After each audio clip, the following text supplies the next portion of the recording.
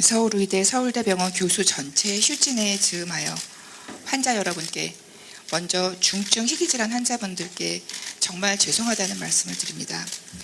저희 서울의대 비대위는 그동안 정부 측의 근거와 협의에 기반해 의료 정책을 수립할 것을 약속해달라고 요청해 왔으나 더 이상은 버틸 수 없어 마지막 몸부림으로 전체 휴진을 결의하였습니다. 정부를 향한 이런 부르짖음이 서울대병원만을 믿어오신 중증 희귀질환 환자분들께는 절망의 소리가 될 것이라는 것을 저희가 충분히 헤아리지 못했습니다. 죄송합니다.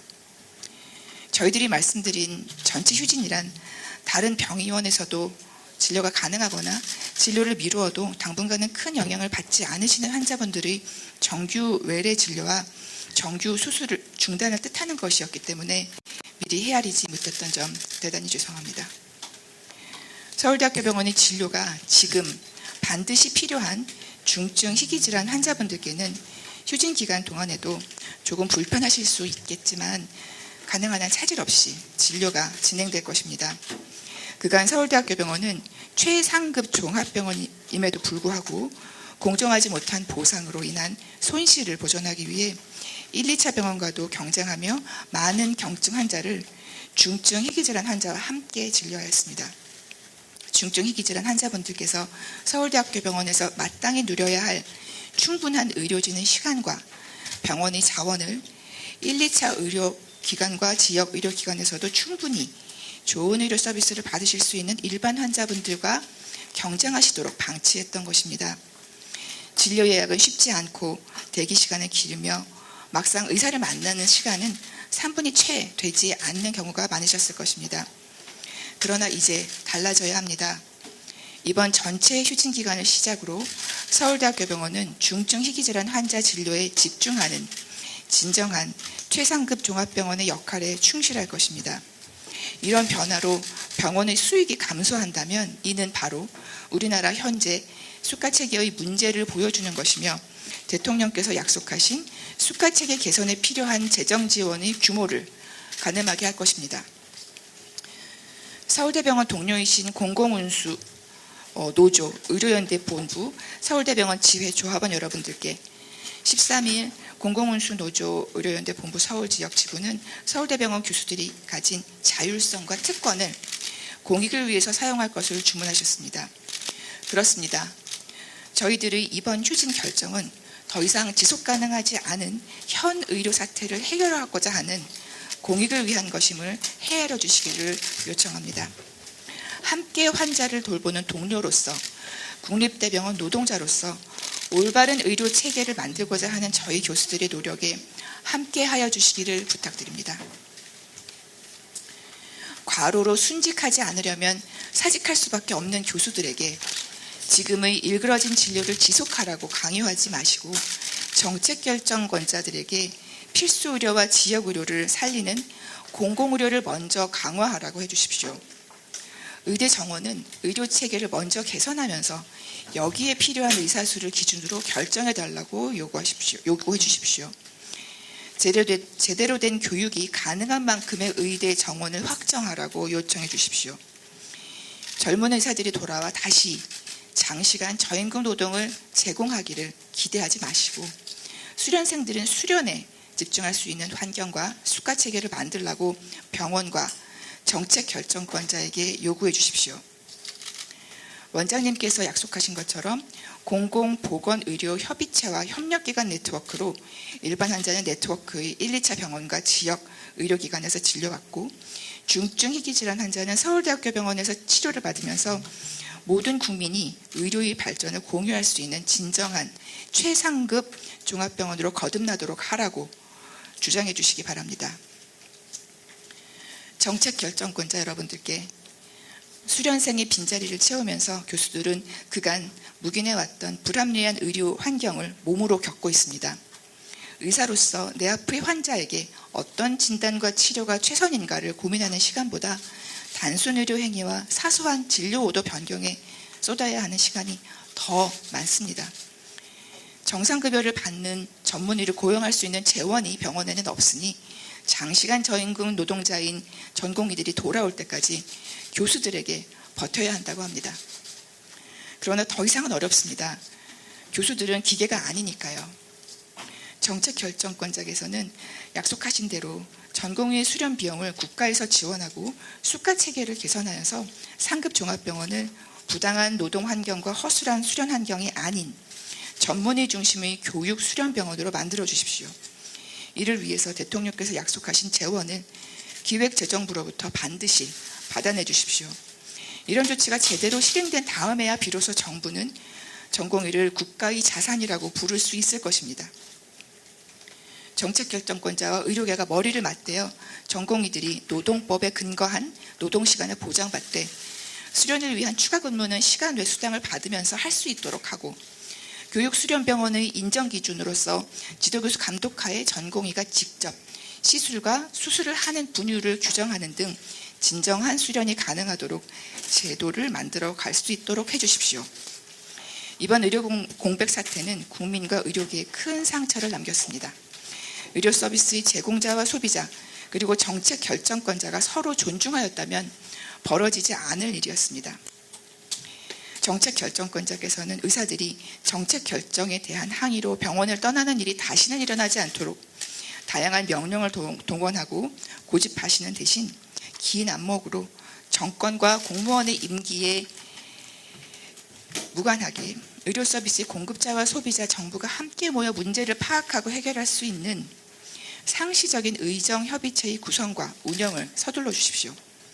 협의체의 논의 결과가 실제로 반영될 수 있는 법적인 보장 그리고 정책 집행을 위한 안정적인 재원이 함께 명시되는 것이어야 할 것입니다.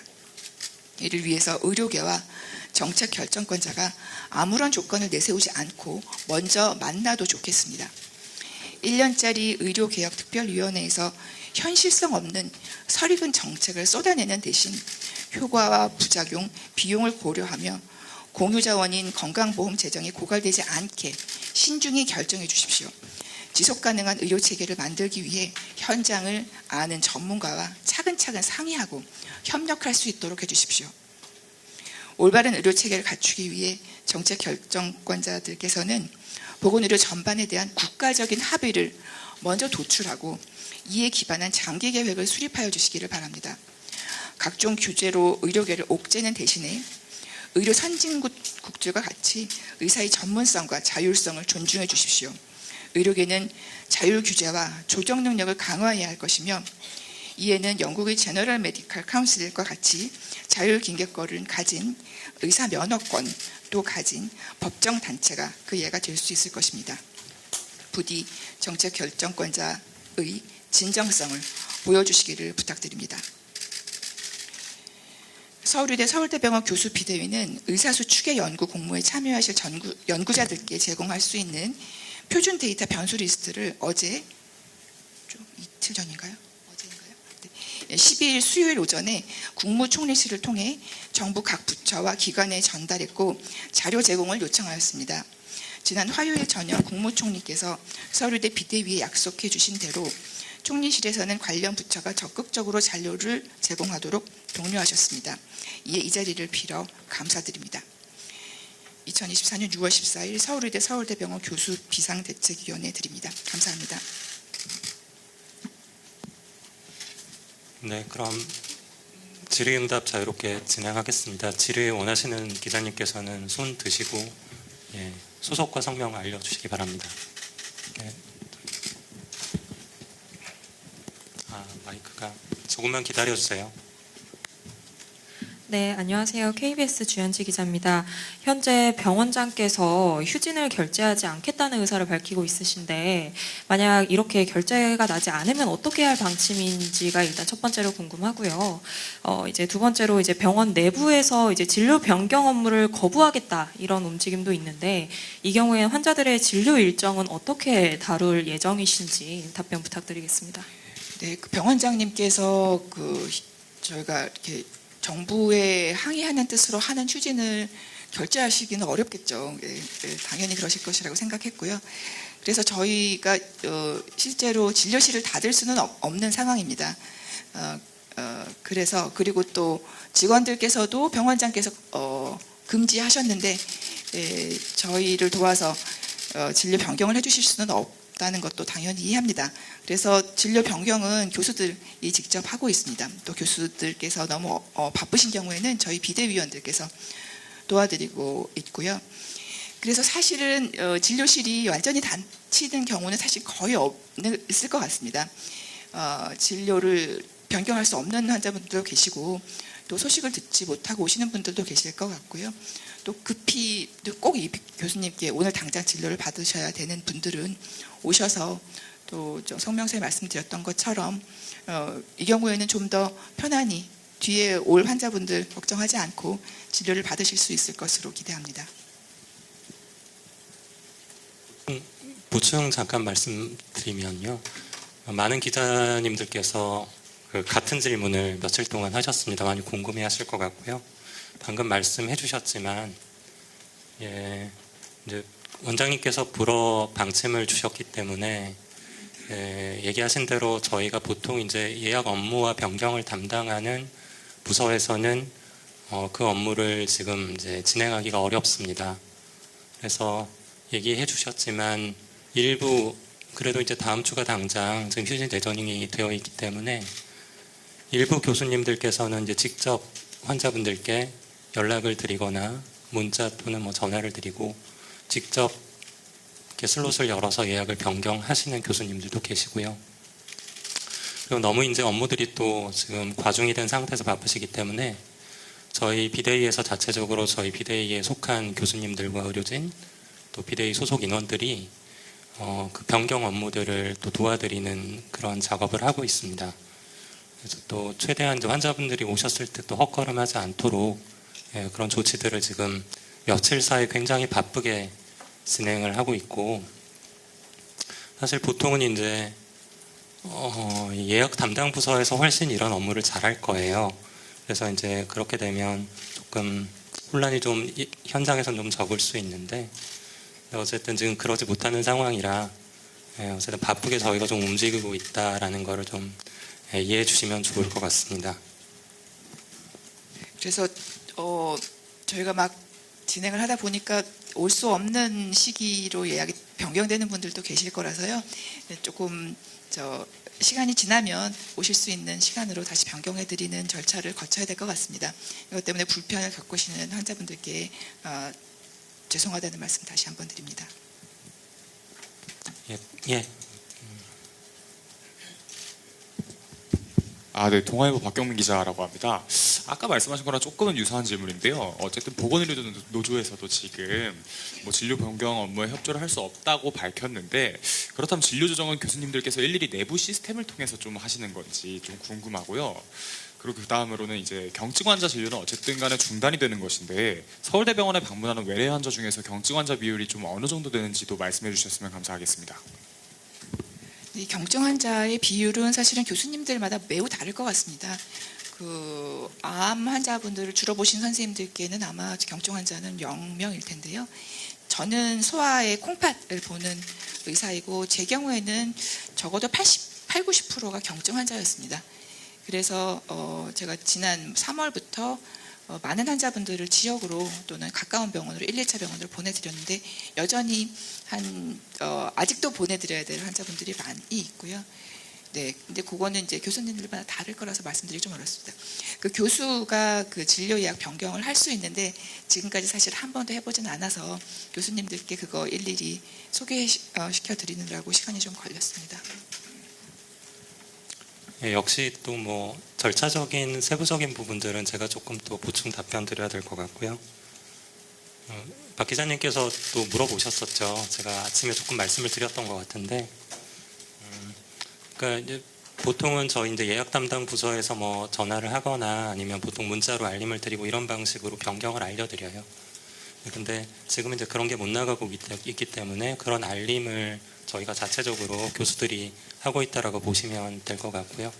그래서 이제 보통 문자를 통해서 이제 변경 알림이 되고, 또 이게 이제 환자분들이 원하시는 일정들이 또 있을 겁니다. 그게 항상 뭐 저희 의료진 일정하고 맞지는 않을 수 있지만, 어쨌든 그런 원하시는 일정들이 또 있는 경우에는 또 문자를 통해서 피드백을 주시고, 뭐 이렇게 저희가 또 그걸 모아서 가능하면 그 일정으로 좀 맞춰드리고 이렇게 하는데요.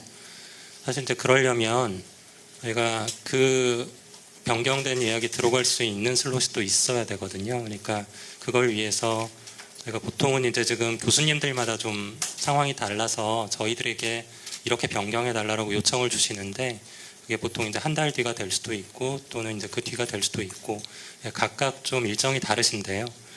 이제 그 부분에 새로 변경되는 그 예약들이 들어갈 수 있는 슬롯이 있어야 되거든요. 근데 아시겠지만 서울대병원은 항상 꽉꽉 차 있습니다. 항상 오버부킹이기 때문에 그래서 이제 추가로 그 예약이 들어갈 수 있는 진료 슬롯을 열어야 되고 이제 그렇기 때문에 이 향후에 이제 그 예약이 변경됐던 분들이 오실 때는 교수님들이 진료 시간이 상당히 이제 좀 길어지고 추가 진료를 하셔야 되는 이제 그런 상황이 될 걸로 예상을 하고 있습니다. 예, 다음 또 지금 네. JTBC 성화선 기자입니다. 인터뷰에서 정부가 그 전공의들에 대한 명령을 취소하면 휴진을 재검토할 수도 있다라고 밝히셨는데요. 그 입장이 지금도 유효하신 건지 좀 여쭤보고 싶습니다. 저희가 이제 전면 휴진을 결의하게 된 배경에는 이제 전공의들이 향후 불이익을 받을 가능성이 정부가 많이 양보해 주셨음에도 불구하고 여전히 남아 있기 때문에 이제 그것에 말하자면 근본적인 이유는 전공의들이 사직을 할 자유가 없었기 때문에 였고요. 그것은 결국은 이제 존중받지 못했다는 것 때문이겠죠. 네, 2월 말 3월 전공의가 떠났을 때부터 사실은 의사 집단들은 전체가 굉장히 절망에 쌓여 왔습니다. 이게 왜 이렇지, 왜 이렇게 내가 화가 나지 사실은 잘 몰랐었던 것 같고요. 저도 이제야 왜 그랬는지 좀 명확하게 말씀드릴 수 있을 것 같습니다. 결국은 존중인 것 같습니다. 물론 이제 여러 직역의 국민들께서 나도 존중받지 못해 왔어 이렇게 말씀하실 수 있을 것 같은데요. 물론 상황에 따라서 존중의 범위가 다를 수 있겠죠. 근데 다른 모든 것을 떠나서 적어도 내가 나의 앞길을 결정할 수 있는 것에 대해서는 적어도 존중받았으면 좋겠습니다. 물론 상황이 너무 좋지 않아서 그게 하고 싶어도 어쩔 수 없는 것도 있겠지만 어쩔 수 없는 것과 누군가 내가 아닌 타인이 강요하는 것은 매우 다르지 않습니까? 이번 사태의 시초 그 근본에는 그것이 있다고 저는 이제 좀 말씀을 드릴 수 있겠고요. 그래서 저희 전면 휴진의 철회에 있어서는 모르겠습니다. 저희 이제 전체 교수님들의 의견을 들어봐야 되겠지만 결국은 존중 그리고 신뢰를 보여주신다면 그것이 무엇일지는 사실은 아직도 잘 모르겠습니다. 제가 할 수 있는 게 아니니까요. 하지만 그렇다는 확신이 들면 충분히 보여주시려고 노력하고 계시다는 생각이 들면 다시 한번 논의하고 저희도 사실 진짜 하고 싶지 않습니다. 결행하지 않거나 또는 빨리 접거나 이렇게 할 수 있을 것 같습니다. 네, 크게 이제 저희가 결정을 했던 이유에 대해서 이제 말씀을 주셨는데요. 기자님께서 아까 얘기해 주셨던 취소가 되는 경우에 저희가 철회를 검토할 수 있느냐? 예, 당연히 검토할 수 있습니다. 근데 이제 저희가 뭐 많이 보도가 됐지만 그걸 첫 번째 조건 말씀드렸었고요. 그 외에 이 사태 관련된 이 사태를 좀 해결할 수 있는 정부의 합리적인 조치에 대해서도 말씀드렸었거든요. 그래서 그 부분에 대해서도 역시 의정 상설 협의체 뭐 이런 조건들도 좀 말씀드렸던 거를 다 알고 계실 겁니다. 네, 그런 것들이 사실 지금 뭐 의계특위나 이런 것들이 이제 진행이 되고 있는데 사실 그게 얼마나 현실적으로 이제 반영이 될 것이냐라는 부분에 상당히 의문이 좀 있거든요. 제가 좀 뭐 관련 기사들을 좀 검색을 하다가 2000년, 그러니까 약 20년 전에 이제 기사들을 봤는데 거기서도 거의 똑같은 이름의 아마 기자님들도 알고 계실 거예요. 이제 의궤특위랑 거의 유사한 이름의 당시에 논의가 있었습니다. 정부의 기구도 있었고요. 내용들을 살펴보면 아마 깜짝 놀라실 텐데 지금 얘기되는 내용들이 대부분 있어요. 그러니까 의료 전달 체계 개선, 수가 개선 다 있습니다. 근데 내용들을 보면 지금 갖다 놔도 지금 되고 있는 얘기들이구나 이렇게 받아들일 수 있을 것 같더라고요. 연도만 지으면. 근데 그렇게 잘 논의가 됐지만 제대로 지금까지 실현이 안 되고 있었기 때문에 그동안에 자꾸 이런 갈등이 반복이 되고 이번에도 이런 문제가 다시 불거졌다고 보거든요. 그래서 그게 어떤 한시적인 게 아니라 상시적으로 계속적으로 논의할 수 있고 저희 정부가 바뀌어도 또 계속 이어질 수 있는 그리고 재원이 든든하게 지원이 되고 어떤 법적인 부분도 잘 지원이 되는 이런 것들이 있어야 해결이 될 수 있지 않겠나라는 생각이고요. 물론 그게 하루아침에 만들어지지 않겠지만 그런 논의가 일단 가시적인 논의가 있어야 저희가 조금 논의를 해볼 수, 철회에 대해서 얘기해 볼 수 있지 않을까라는 그런 입장을 이미 여러 번 전달을 드렸었고 정부에도 사실 전달을 드린 바 있습니다. 근데 아쉽게도 아직은 이제 아주 가시적인 그런 답변을 얻지는 못했습니다. 예, 다음 질문 받겠습니다. 네, 먼저 주셔도 될 것 같습니다. 혹시 마이크가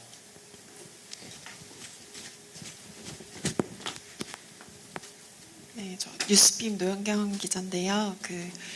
어제 이제 의협에서 단일 대우해서 의협을 통일된 대화 창구로 하겠다고 하셨고, 정부 휴진 철회를 위한 정부 요구안을 말씀하시겠다고 했는데 여전히 말씀을 안 하시고 계셔가지고 그렇게 되면은 의협에서 어제 얘기한 의협이 유일한 대화 창구고 의협이 제시한 조건을 정부가 받아들여야 전체 휴진이 철회된다라는 거는 말이 안 되는 건지 지금 교수님들께서 얘기하는 게 조건이 맞춰져야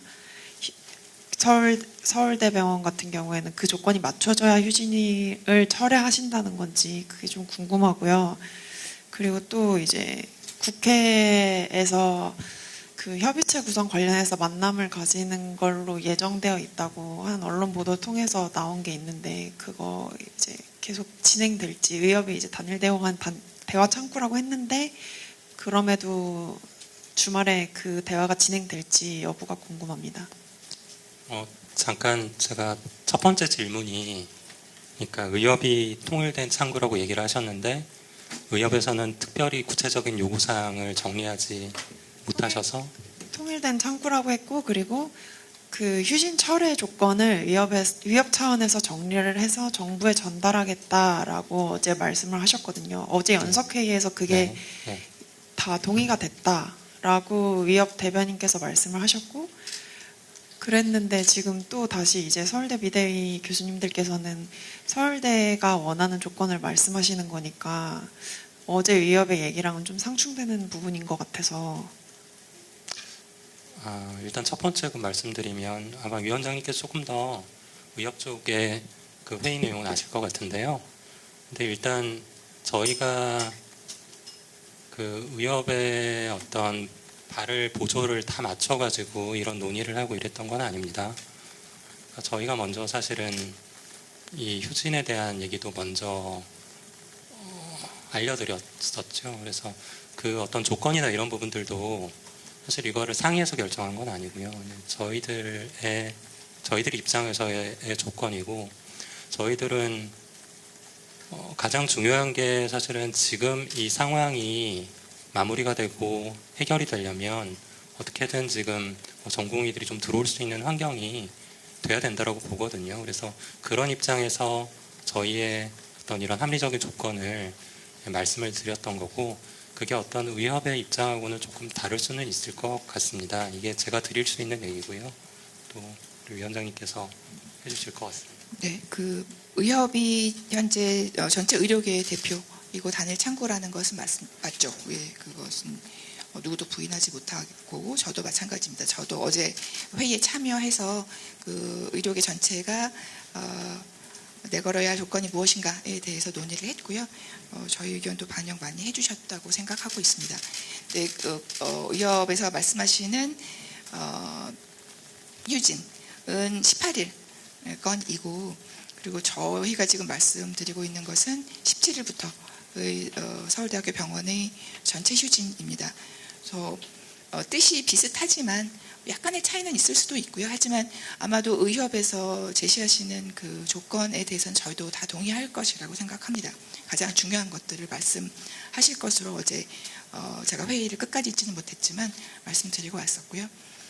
네, 18일 건은 이제 말씀하신 대로 단일 대우로 같은 의견을 말씀드리는 게 맞고, 제가 오늘 말씀드리는 건 17일부터 서울대학교 병원에서의 앞으로 행동 방향에 대해서 말씀드리는 것입니다.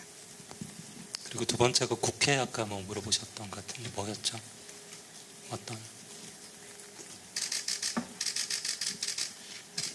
네, 일요일 날 사실은 뭐 제가 지난 화요일 날 저희가 국무총리님을 만난 것도 그렇고, 일요일 날 국회와의 미팅도 마찬가지고 18일부터의 전체 휴진이 아니고 서울대학교 병원의 휴진에 대해서 말씀하시는 것이라서요.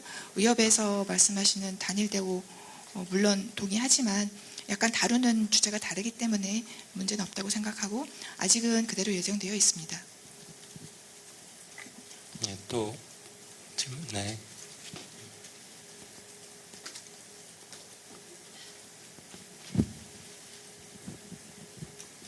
중앙일보 최혜선입니다. 혹시 계속 응급실 중환자실 업무 유진을 말씀하셨는데 이제 위원장님도 어린이병원 소속이신데 어린이병원 교수님들의 참여가 어느 정도 되는지 궁금하고, 또 희귀질환 하시는 분들 중에서도 하시는 분이 있는지도 궁금합니다. 그러니까 전체적으로 휴진하겠다고 밝히신 교수님들이 어느 정도 되는지 말씀 주셨으면 감사하겠습니다. 네, 예상하시는 바와 같이 같이 하고 싶지만 나는 소아 환자를 보기 때문에 절대 못한다. 이런 분들 계시고요. 그래서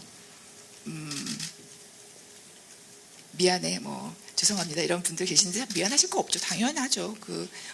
진료를 미룰 수 없는 분들을 주로 보시는 선생님들은 당연히 못하시죠. 저 콩팥센터 투석실 하고 있는데 투석실 정상적으로 열고요. 분만도 가까운 데서 분만하실 수 있는 분들은 가실 수도 있겠지만 분만 당연히 해야죠.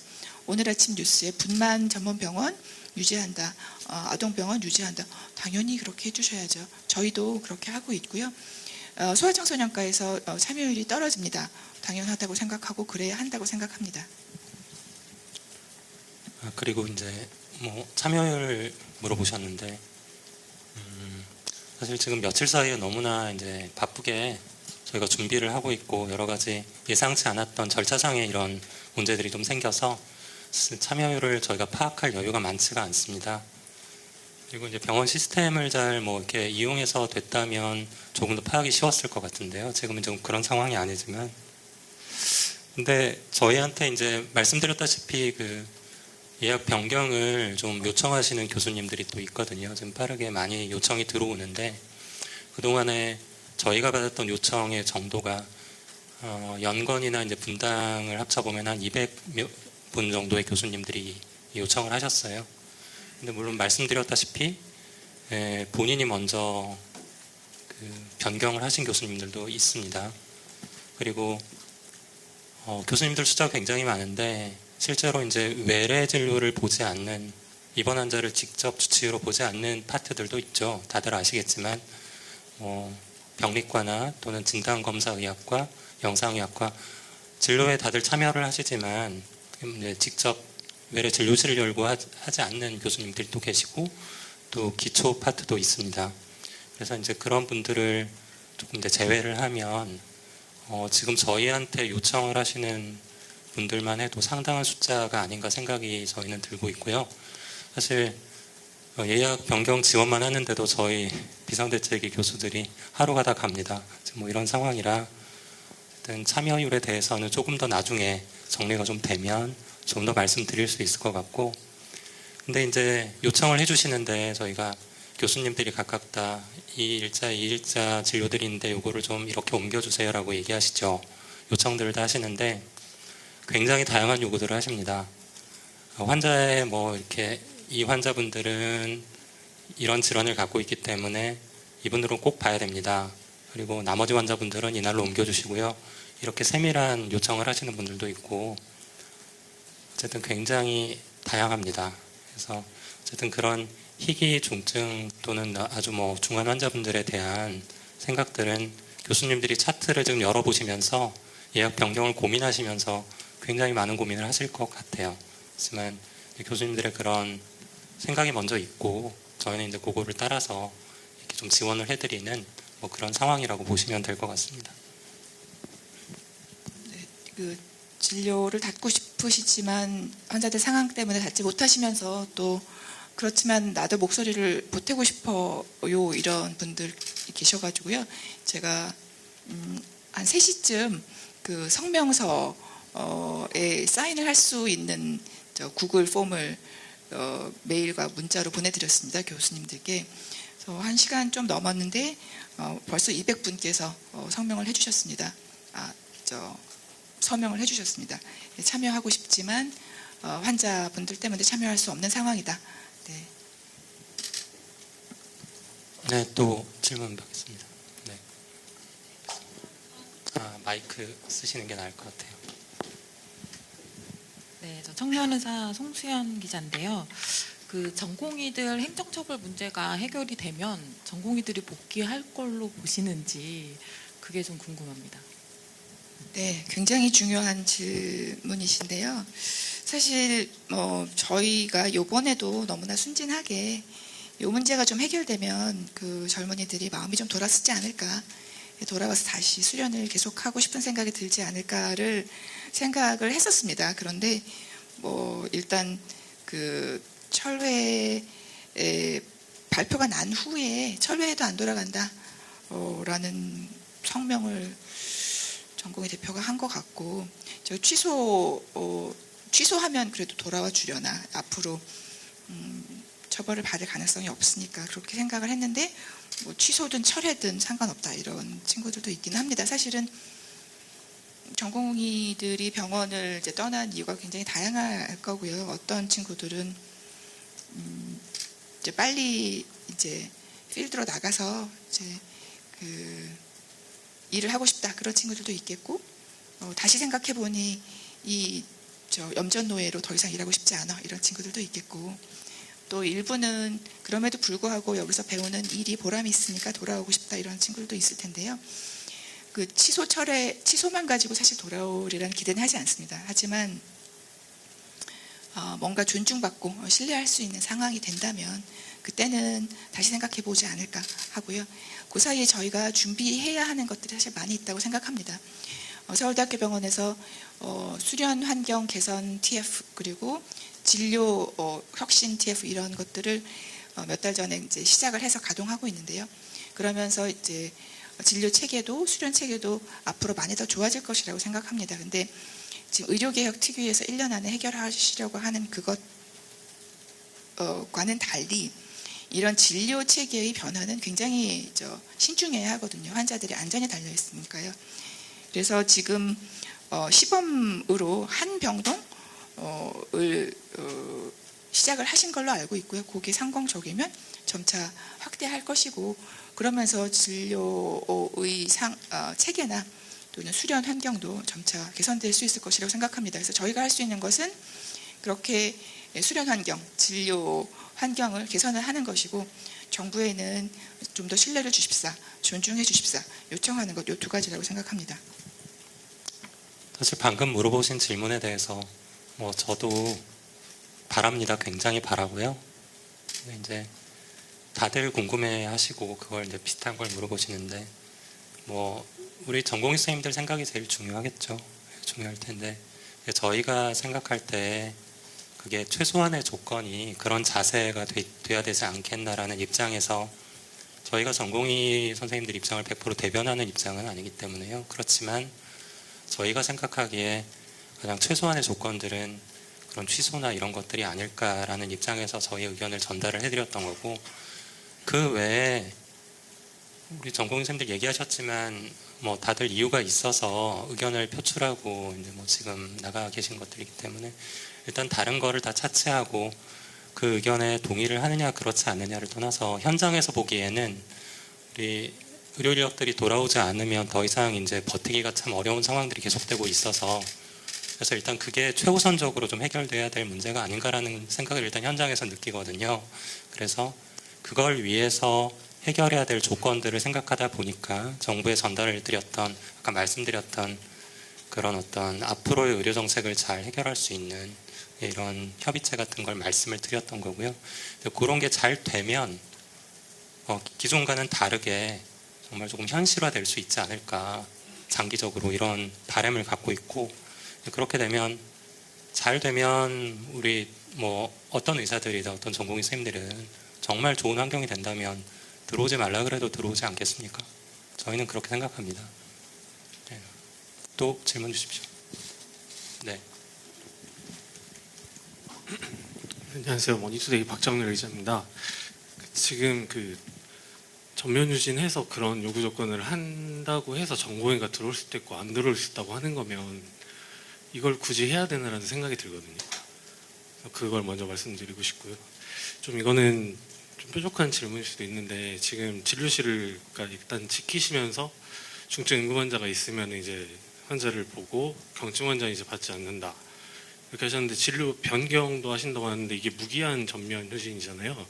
근데 진료 변경이 날짜가 한 달 뒤로 했으면 또 한 달 뒤까지 이 문제가 해결 안 되면 그때 또 지연하고 이러실 생각인지. 그다음에 그 지금 그 진료실 지키고 있으면 월급은 그대로 나오시는지 혹시 이 부분에 이제 병원장이 집단 그 전면 진료 휴진을 이제 불허했는데 병원장이 이거에 대해서 불이익을 얘기한 점은 없었는지 좀 질문드립니다. 아직 월급에 대해서는 말씀 안 하셨는데요. 진료를 안 해서 월급을 안 주시겠다면 당연히 안 받아야죠. 저희가 사실 휴진 신청을 했던 이유는 휴진 신청, 연가 신청 이런 걸 했던 이유는 그 날짜는 월급을 안 받거든요. 그렇게 월급도 안 받고 하려고 사실은 했던 건데 그걸 불허하셔가지고 일단 진료는 유지하는 상태에서 그러니까 그 진료 유지한다고 하면 약간 이상하지만 그걸 못한 상황이어서 그 차후에 월급을 어떻게 깎으실지 잘 모르겠습니다. 근데 그렇다면 전공의 선생님들 들어오지 않을 텐데 왜 굳이 하느냐에 대해서는요 말씀 여기 좀 드렸듯이 사실 더 이상 못 견디겠습니다. 그래서 하나둘씩 저희 교수님들 떠나고 계시거든요. 교수님들 다 떠나셔가지고 병원이 교수가 남아있지 않을 때까지 우리가 이렇게 몸을 갈아 넣어야 하는가 사실은 못 견디기 때문에 휴진까지 이야기를 하는 거고요. 이제 더 이상 기다려도 나올 게 없는 상황이어서 이런 결정을 한 것입니다. 전공의 선생님들 뭐 돌아와 왔으면 좋겠습니다. 저희가 누구보다 바라고요. 뭐 국민들도 바라시고 다들 그러실 텐데. 근데 보장을 드릴 수는 없죠. 안타깝게도. 네, 맞습니다. 말씀하신 부분이 맞는데 그렇다고 아무것도 안 할 수는 없잖아요. 그래서 지금까지 저희가 다들 기자님이 아시겠지만 100일이 넘는 기간 동안 정말 많은 것들을 했습니다. 정부의 대화도 요청하고 저희가 잘 익숙치 않은 정책에 대한 심포지움도 하고 기자님들 여러 번 만났고요.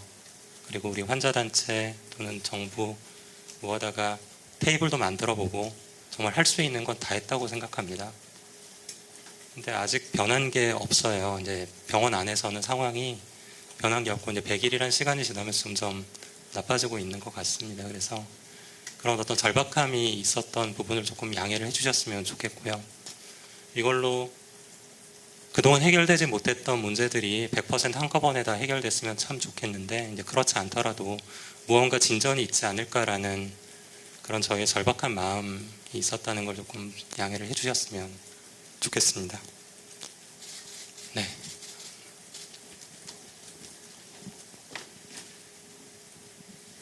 예, 지딘의 코리아의 김양균 기자라고 합니다. 두 개의 질문 드리고 싶은데요. 서울대병원 휴진하겠다고 하시고 나서 이제 그 다음날 의협이 휴진을 어젠다는 다르지만 휴진을 주장을 했고 선언했고 세브란스 병원도 27일 이 추이를 보고 27일 휴진을 예고를 했습니다. 그러니까 서울대 병원을 시작으로 해서 이른바 연쇄 휴진이 부메랑으로 돌아올 수 있다는 말이죠. 심지어 그리고 빅5 병원뿐만이 아니라 대학 병원들 내부적으로도 휴진에 대한 논의가 교수협의체에서 계속 진행되고 있는 것 같습니다. 이러한 그 연쇄 휴진 가능성에 대해서 서울대병원 비대위 차원에서도 부담이 많으실 텐데 생각 좀 들어보고 싶고요. 또 하나 많이 말씀을 해주시긴 했지만 국민들께서 이번 휴진에 대한 반발과 조금 심하게 말하면 비난도 많이 있는데 그 이유는 결국은 국민들께서 서울대병원에 어떤 기대하는 바가 크시기 때문이지 않을까. 그래서 휴진의 지금 불가피성을 계속 말씀을 해주셨는데 국민들께 다시 한번 좀 입장 표명 들어보고 싶습니다. 네, 그 연쇄 휴진의 첫 번째가 된 것에 대해서는 정말 부담스럽습니다. 이런 것을 기대한 바는 전혀 아니었고요. 그래서 사실은 저희와 한편으로는 저희와 같은 시기에 휴진하는 다른 기관이 없기를 바라고 있습니다. 그래야 환자분들께서 가실 때가 있으니까요. 국민들께 드리고 싶은 말씀은 사실 오늘 다시 한번 드리기는 했습니다. 국민들께서 하시는 기대를 저희가 저버리고 휴진을 하는 데 있어서는 정말 죄송하다고 말씀을 드리고 싶고요. 하지만 저희가 말하자면 밥그릇을 위해서 하는 것은 적어도 아닙니다. 어떤 직역이든지 최소한의 기본권의 존중은 적어도 외부로부터의 기본권의 존중을 받아야 한다고 생각하는데 이번 사안은 사직서 수리 금지 명령이 없었다면 적어도 서울대학교 병원에서는 있지 않은 그런 일이 아니었을까라고 생각을 합니다. 왜냐하면 직업 선택의 자유는 사실은 누구에게나 보장받아야 되는 것이 아닐까요? 물론 상황에 따라 그게 어려운 경우도 있겠지만 누군가 일부러 그렇게 한다는 건 참 부당하지 않습니까? 또한 의료 정책에 대해서 지금까지 저희가 충분한 소리를 내지 못했고 충분히 공부하지 못했고 했던 것을 저희가 뒤늦게 깨닫고 어떻게든 앞으로 좀 좋아지게 해보려고 그간 3개월간 노력을 했는데요.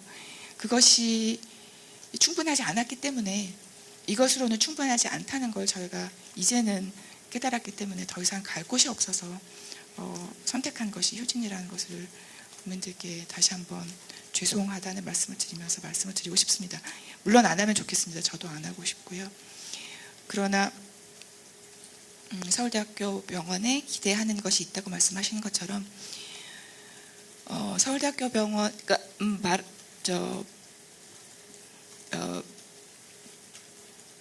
불의를 보고 가만히 있는 것만이 지식인의 태도는 아니지 않겠습니까? 그게 물론 저희가 지금까지 아무런 목소리를 내지 않은 것에 대해서 너네 집단이 지금 불이익을 당하니까 저런 거잖아. 물론 그렇게 생각하시겠고 저도 그렇게 생각합니다.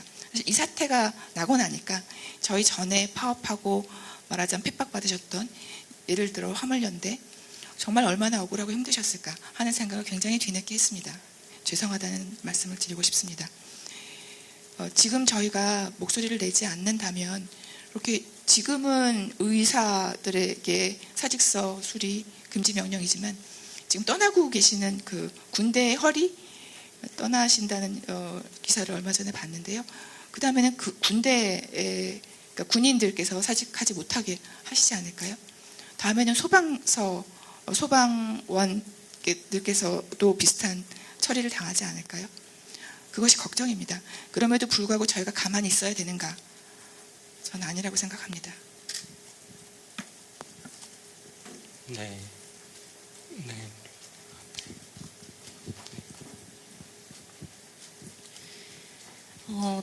OBS 백소민입니다.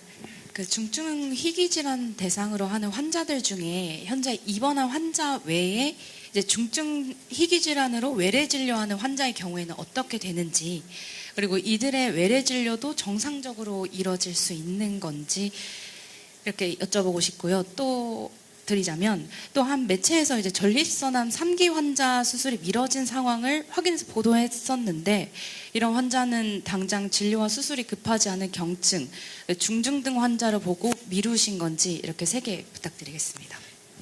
일단 이것도 뭐 절차적인 부분이고 앞에서도 좀 관련된 말씀들도 드렸기 때문에 제가 먼저 뭐 말씀드릴 수 있을 것 같은데요. 입원 환자들은 당연히 봅니다. 당연히 지금 입원해 있는 환자분들은 보고요.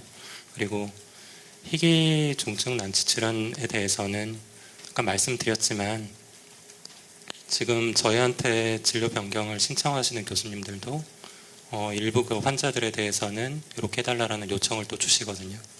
그래서 그런 부분들은 저희는 최대한 유지한다는 게 일단 원칙입니다. 근데 이제 그런 부분은 임상적인 판단이 들어가야 되기 때문에 교수님들의 어떤 판단들이 필요하다고 보고요. 그래서 보통 의료계에서 얘기하는 그 트리아지라는 게 있거든요. 그러니까 이제 환자의 중증 정도를 이게 이제 환자분들의 생각과 또 의료적으로 객관적으로 봤을 때 어떤 중증이나 급한 정도의 차이가 좀 있을 수 있지 않습니까? 그래서 그런 트리아제를 잘 고려해서 뭐 중증도를 판단하고 또 그런 부분을 고려해서 결정을 좀 내려달라는 저의 부탁을 계속 내부적으로 우리 휴진 신청하시는 교수님들께도 드리고 있고요.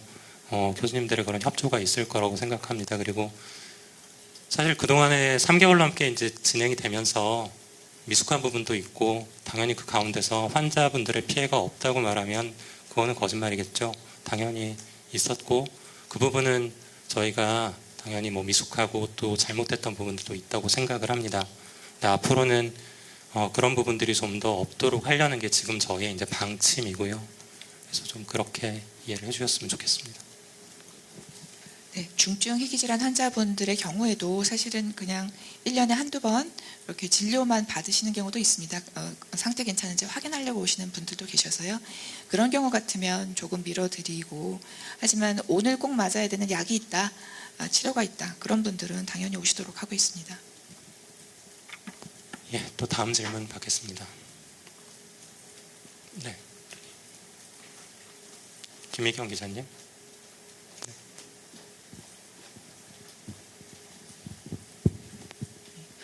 위협신문 김미경 기자인데요. 그 중증질환연합회에서 성명도 내고 시위도 하고 굉장히 강경하게 반발을 해서 강인경 비대위원장님도 거기에 대해서 페이스북으로 좀 답변을 하셨던 것으로 기억하는데 이제 오늘 자리도 사실 성명서의 첫 시작이 중증질환 환자들은 이제 휴진 중에도 차질 없이 진료한다 이게 가장 맨 처음에 나왔던 내용이잖아요. 그래서 관련해서 이런 내용을 중증질환연합회에 얘기하고 소통한 내용이 그 이후에 혹시 있었는지 궁금합니다. 사실은 제 그 SNS에 올렸던 글은 중증은 아니고 한국 환자연합회 이렇게 힘들어하시는 것은 저도 정말 안타깝게 생각하지만 후에 소통이 있지는 않았었고요. 그렇습니다. 네. 네, 안녕하세요. 헤럴드 경제 박지연 기자입니다.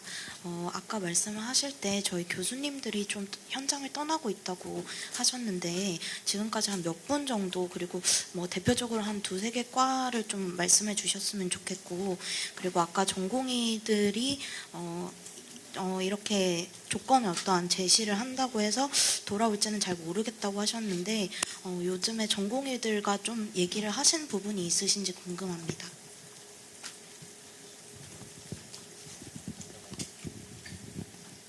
사실 구체적으로 실제 현장을 떠난 숫자가 파악되고 있지는 않습니다. 그런데 이제 이 사태가 발생하기 이전에도 이미 국립대병원의 교수 자리는 1,900개 정도가 비어 있다는 기사가 나갔던 적이 있고요. 그 사태 이후로 지금 제가 이제 다른 병원에서 근무하고 있는 동료들하고 소통했을 때에는 상당수의 그 진료과 교수님들이 이제 대학 교수직을 내려놓고 이제 일반 그 2차 혹은 2차 혹은 1차 병원으로 개원을 이제 준비하거나 나가시고 있다는 이야기를 직접적으로 들었었고요. 이렇게 되게 되면은 지도 전문의 숫자가 부족해져서 실제로 전공의를 뽑을 수 없게 되는 아마 진료과들이 생기지 않을까라는 염려를 하고 있는 상태입니다. 그 관련 기사들은 사실 2023년 7월, 11월에 다 이제 꽤 많이 나갔던 기사들이고, 그 사태 이후에 저희 지금 대학병원에서 근무하고 있는 제 동료들이나 비슷한 또래의 대학 교수들의 이야기를 들어보면 대학병원에 근무하는 당위성을 찾기가 어렵다, 굉장히 무력하고 좌절스럽다라는 이야기들을 많이 하고 있습니다. 물론 제가 엊그제 제주도 집에 내려갔었는데요. 만나 뵀던 주변 분들이 물어보시더라고요. 서울대 교수 월급도 많이 받고 돈도 많이 받는데 왜 배부른 투쟁처럼 갑자기 그런 또 휴진을 한다고 해서 국민들을 심란하게 하냐, 뭐 이런 이야기들을 하시더라고요. 그래서 그런 시선들을 이제 보면은 실질적으로 이제 대학병원에서 근무하는 교수들이 굉장히 많은 월급을 받고 그렇게 많은 일을 하지는 않는 것처럼 이제 느끼시는 경우들도 많으신 것 같은데요. 실질적으로 그분들이 얘기했던 그런 액수의 월급을 받고 있지는 못하고요. 네. 그럼에도 불구하고 다른 직역에 비해서 많이 일한 만큼 월급을 못 받냐 하면 그런 건 아닌데, 그런데 이제 대학병원에 교수로 남아있는 이유는 사실 진료도 열심히 하고 싶지만 교육과 연구도 다 같이 하고 싶어서 남아있는 것이거든요. 지금 이 사태 이후로는 그게 거의 불가능해지고 있고, 실질적으로 점점 더 환경은 악화될 걸로 예상되기 때문에 그래서 아마 많이 그만두고 계신 게 아닐까라고 생각하고 있습니다. 예, 뭐 저희 과는 아니지만 많이 기사 보셨을 거예요. 저희 그 출산을 담당하는 우리 산과에 교수 되기 전에 전임의라는 과정이 있는 거 다들 아시죠? 근데 전임의를 지금 선택하고 하고 있는 분들이 전국 모든 병원을 다 통틀어서도 5손가락 안에 꼽는다는 그런 기사들도 있었습니다. 그럼 그 얘기는 사실 이 사태가 있기 전에도 이미 그 필수라고 얘기하는 그 의료 분야의 인프라는 다 붕괴되고 있었다라는 거거든요. 그런 상황에서 사실 어떻게든 그냥 버티고 있는 대학병원의 이제 인력들이 지금 이 상황이 지금 100일 이상 지속이 되면서 더 힘들어진 건 분명하고요. 그래서 그런 움직임들이 상당히 많이 보이는 건 맞고, 사실 세부적인 부분들은 지난번에 저희가 기자회견할 때 우리 하은진 교수님께서 발표했던 자료도 있고 하니까 한번 그걸 참고를 해주시면 좋을 것 같습니다. 네.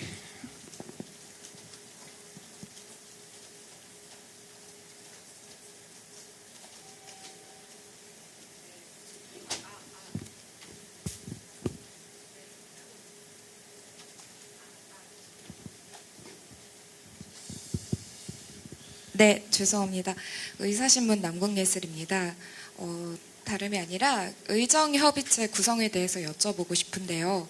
상시적 의정협의체 구성원은 일단 어떻게 누구로 돼야 하며 그들의 어떤 역할을 해야 된다고 생각하시는 게 첫 번째 질문이고요. 두 번째 질문은 협의체가 제안한 정책이 실제로 실행되도록 보장할 법적 장치나 제도가 어떻게 될 거라고 생각하실까요? 제가 먼저 말씀드리고 또 보충해 주시면 될 것 같고요. 사실 그 다양한 목소리를 내줄 수 있는 분들이 안에 구성원으로 참여하는 게 가장 좋겠죠. 그 현장의 목소리가 반드시 들어가야 된다고 생각합니다. 그래서 일단 현장에서 정말 임상을 하시는 의료인들이 한 절반 이상 돼야 되지 않을까라는 입장을 일단 저희는 갖고 있습니다. 그 의사소축에 관련해서도 지금은 이제 조금 이야기가 좀 이제 줄어들었지만 과거에 한참 얘기가 될 때 일본이나 다른 나라들 얘기가 있었는데요. 거기 위원회도 이제 일본의 예를 들면 지금 제가 지금 정확한 숫자는 생각이 나지 않지만 한 20명 정도라면 그 중에 한 14명 정도가 맞나요? 그 절반이 훨씬 넘는 숫자가 실제로 이제 의료인으로 돼 있는데, 그게 무슨 의료인의 이제 직역의 권리를 더 보장하기 위해서라거나 이런 건 아닐 겁니다. 다들 이유가 있을 거고요.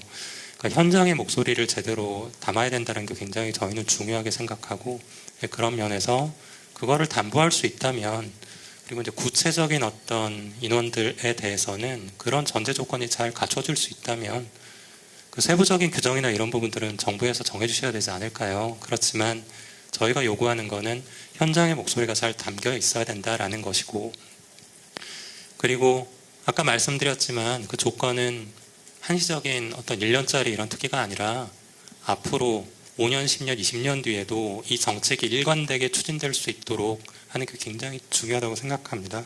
그래서 그런 것들이 잘 갖추어지는 그런 기구라면 저는 굉장히 환영하고, 얼마든지 같이 협조해서 의료계와 정부가 이렇게 잘 해결을 해나갈 수 있다고 생각합니다. 지금 의료 정책이 그 정부에서 주도를 하고 있죠. 근데 정부는 보건복지부 공무원들도 이제 임기가 있으시고 계속 바뀌시고 정권도 계속 바뀌고 하고 있기 때문에 우리나라 2000년에 제정된 보건의료 기본법에서 규정하고 있는 여러 가지 것들도 사실은 제대로 시행되고 있지 않은 것들도 많습니다. 그래서 5년마다 이제 계획을 세워서 그것을 수행해야 된다고 되어 있지만 명시적으로 보건 계획이 5년마다 나오지 않고 있고요. 그래서 결국 정부에 맡겨서는 이게 제대로 되지 않지 않을까 하는 걱정이 있습니다. 그래서 근데 서양에서는 영국의 의료를 바탕으로 한 이제 서양 의학의 이 역사가 뭐 150년 이렇게 된 곳에서는 의협과 같은 이제 회원의 권익을 위한 조직도 있지만 그 의사의 면허도 조절하고 의사의 자결권, 자정권, 자율권 같은 거를 가지고 있는 여기 적어놓은 제너럴 메디컬 카운슬과 같은 법정 기구가 또 있다고 합니다.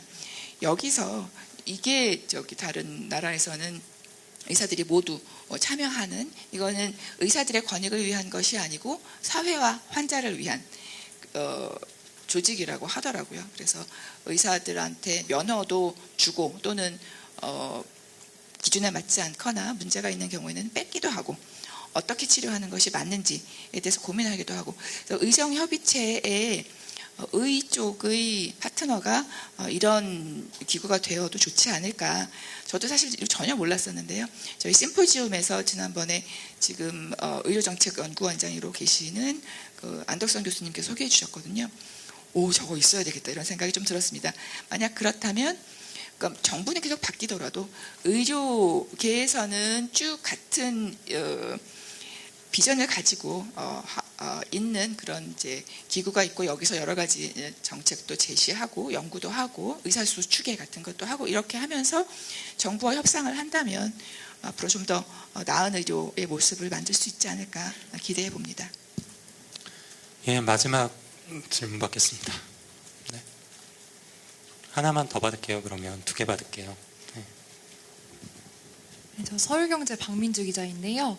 지금 환자분들이 걱정하시는 걸 조금 커뮤니티 같은 걸 통해서 보니까 이제 처방전을 휴진 기간에는 다시 받을 수가 없잖아요. 그러면 좀 이제 환자분들은 항상 본인이 가장 이제 그런 정도가 심각하다고 생각하실 수 있으니까 이런 처방전 문제라든지 교수님들께서 휴진을 준비하시면서 지금 어떤 분위기이신지 좀 이런 게 궁금하거든요. 말씀해 주시면 감사하겠습니다. 네, 처방이 필요하신 분들은 사실 땡겨서 오시는 분들도 있고 그래서 이제 기사 보고 먼저 왔어요 하시는 분들도 계시고요. 약 처방이 필요해서 그것 때문에 오시는 분들께는 저희 이제 단위로 좀 묶어가지고 약 처방 의뢰를 열고 있습니다. 그래서 반복 처방 적어도 뭐 다음 의뢰 오실 때까지 그렇게 하도록 하고 있고요. 네, 그렇습니다. 근데 어쨌든 지금 불편하시겠지만 저의 외래 슬롯이 당연히 대폭 줄어들 거거든요. 그래서 사실 잘 컨트롤이 되는 이제 그런 약 처방 위주의 이제 환자분들은 저희가 뭐 조금 가까운 병원에서 1차 의원이나 2차 병원에서 처방을 받거나 그 기간 동안 일정 기간 동안 이렇게 하실 수 있도록 기자님들께서도 많이 뭐 잘 안내를 해주시면 좋을 것 같습니다. 저희 슬롯이 이제 말씀드린 대로 중증 질환이나 희귀난치 질환 분들을 위해서 되도록이면 열어놓으려고 하기 때문에요. 그래서 뭐 저희가 어떻게 운영을 하던 간에 어느 정도는 그런 부분에 혼란이 있을 수밖에 없기 때문에 어쨌든 그런 부분은 우리 기자님들께서도 좀 안내를 해주시면 좋을 것 같아요. 예, 하나만 마지막으로 받겠습니다. 예. 우리 경향신문. 네.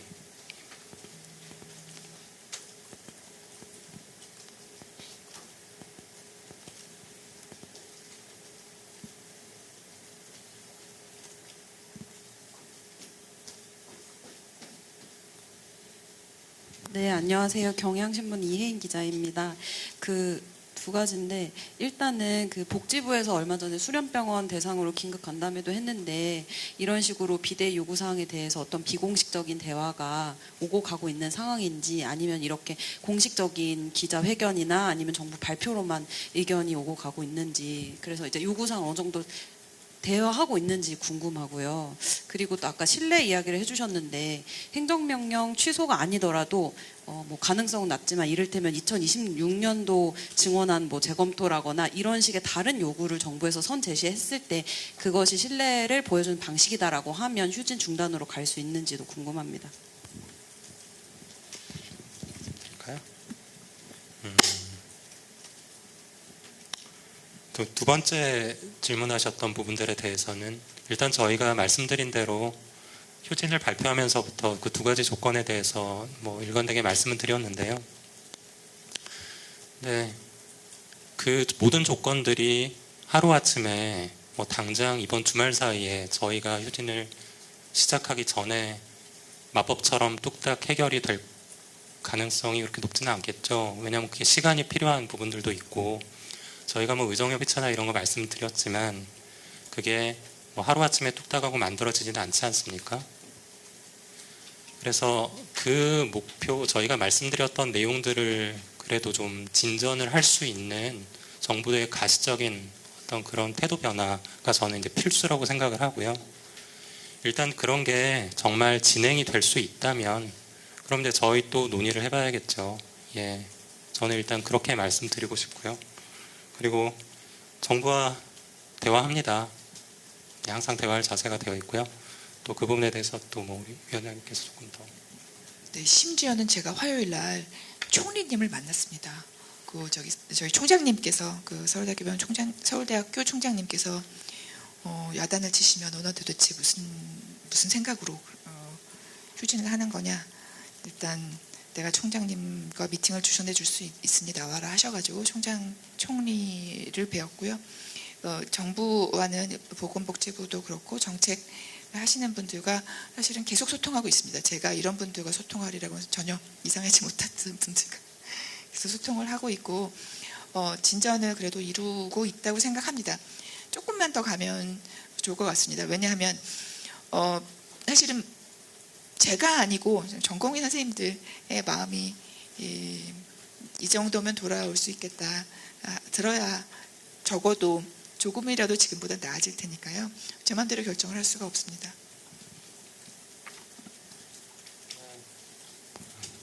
네, 긴 시간 고생 많으셨습니다. 그럼 이걸로 오늘 기자회견은 마무리하도록 하겠습니다. 네, 감사합니다. 감사합니다.